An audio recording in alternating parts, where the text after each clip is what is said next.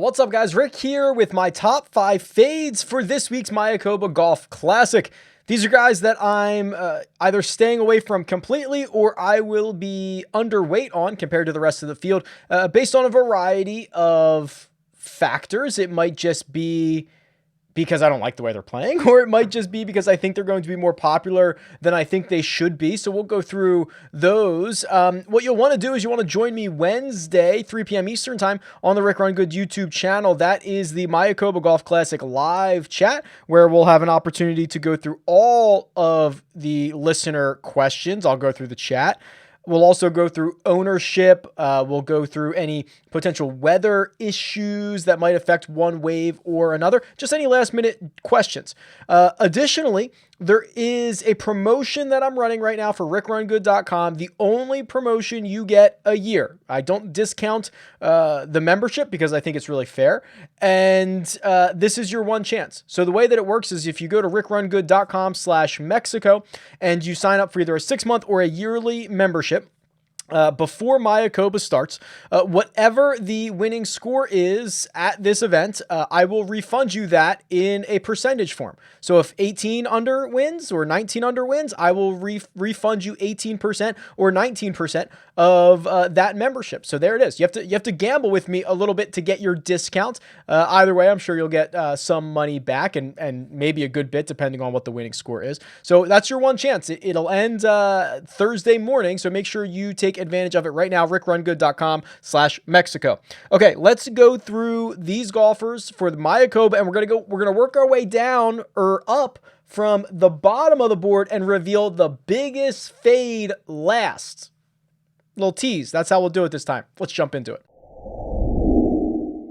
I'm going to start with Pat Perez, which is honestly not a name that I thought I was going to have to say to fade, but here we are. He's $7,300 on DraftKings, and I'm already seeing his ownership check in around double digits or even more. My early ownership projection is 13%. A little bit surprising, but I guess many people are looking at the history around here, right? Eighth last year, 6th a couple of years ago, 34th, and then he won. Those are his last 4 years. So I'm assuming that, it has to be. That has to be driving all of the ownership because it hasn't been a good run for Mr. Pat Perez. You're looking at some of the results recently. He's missed 5 consecutive cuts? RSM, Houston, Bermuda, Shriner, Sanderson Farms. He had a top 25 at Punta Cana. He had a top 10 at the Safeway, but then 2 more missed cuts in front of that. It's just been a really bad stretch of golf for Pat Perez, and now I think 13% of people, or maybe more, are expecting him to just bounce back and all of a sudden play well at Mayakoba this week. Obviously a past winner, obviously great success, but I have a lot more concerns than that, especially because I'm a big, recent form guy as opposed to course history guy. So to me, this one was shocking. It was surprising when I saw 13% as the early ownership projection. And I will not be contributing to basically any of that number.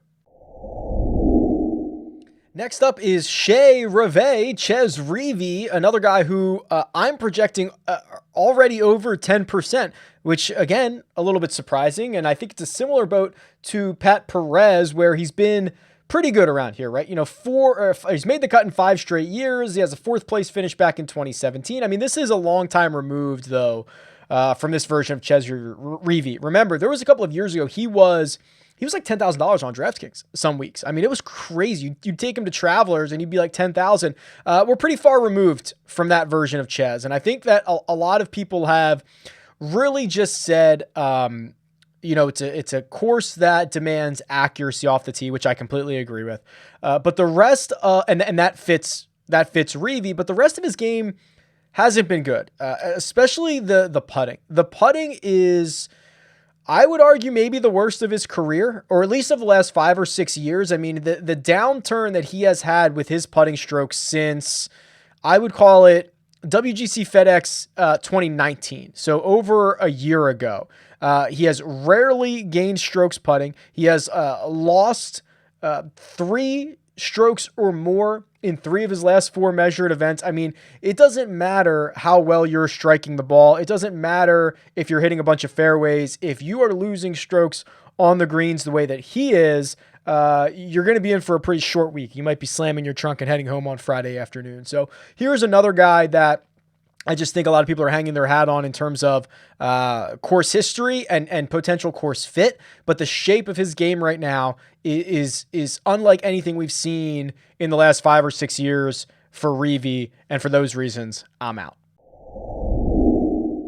Next up is Mark Leishman, who is coming off of a 13th place finish at the Masters, which is really the only signs of life that we have seen from Mark Leishman in the restart. He has been horrible. He's missed the cut in basically half of his events.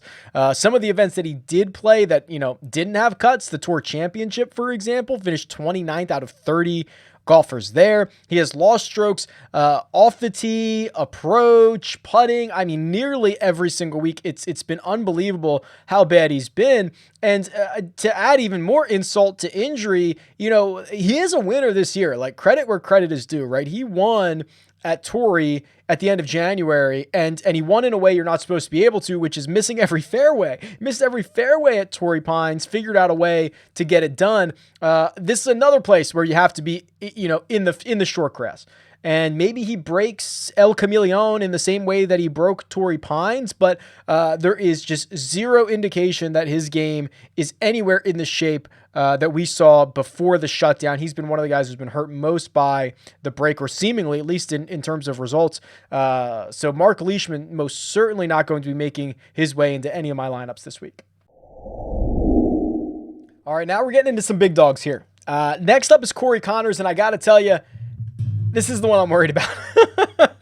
This is the one I'm really worried about. And let me make the case, because this is not just in a vacuum of me not liking Corey Conners for any reason. He's had a great 4-tournament stretch where he's got 3 top 10s. He has all 4 inside the top 25. The ball striking looks like it's back.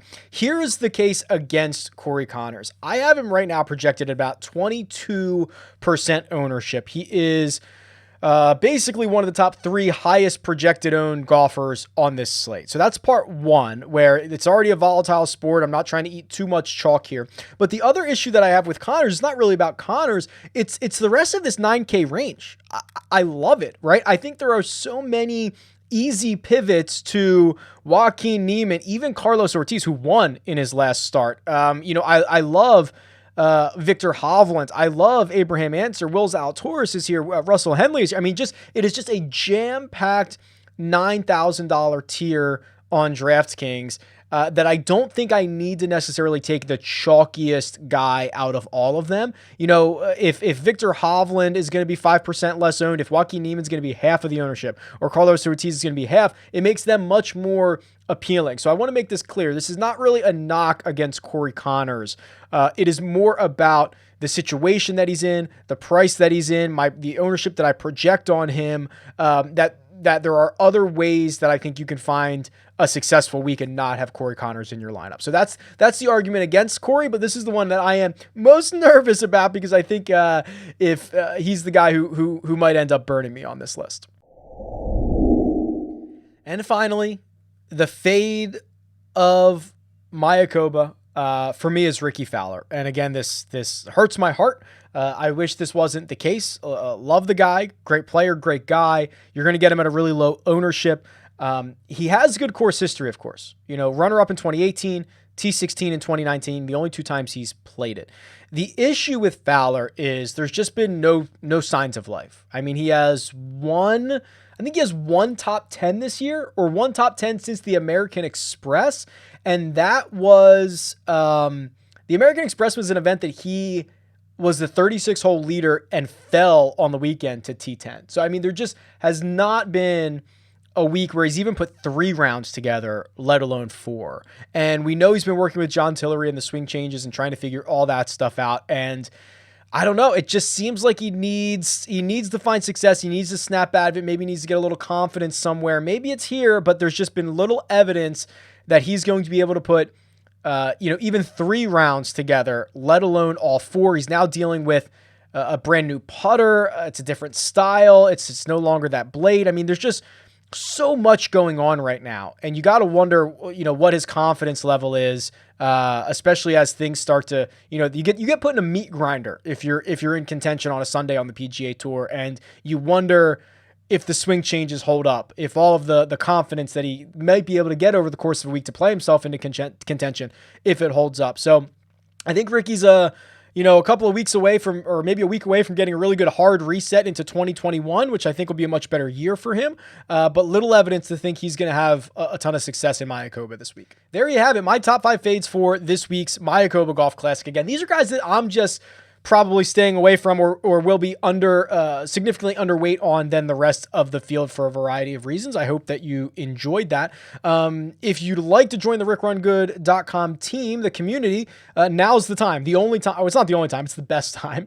RickRunGood.com/Mexico. I will refund you the percentage amount of whatever the winning score is this week. It is the best promo, the only promo that I give on a yearly basis. So head over there right now, check it out. Otherwise, tweet me at RickRunGood. Leave a comment below. Best of luck this week, and I'll talk to you guys soon.